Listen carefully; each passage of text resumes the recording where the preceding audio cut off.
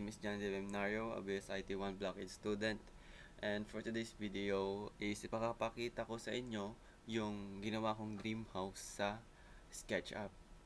So, ito guys, papakita ko na sa inyo at para makita ninyo. So, yan. Ito yung ginawa ko. Nakalagay sa final sketch.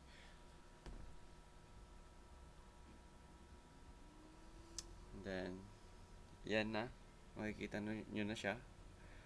So, as you can see guys, ito yung ginawa kong dream house ko. Yan. Ito nga pala is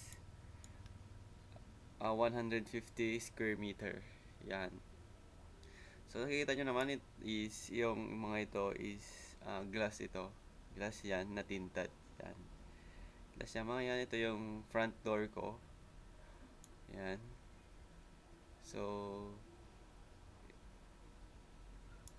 ito yung sa side niya, sa back,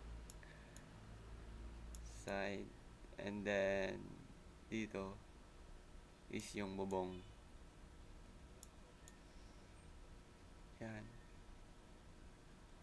So, yan guys, lang yung nagawa kong dream house ko. So, sana na-appreciate nyo.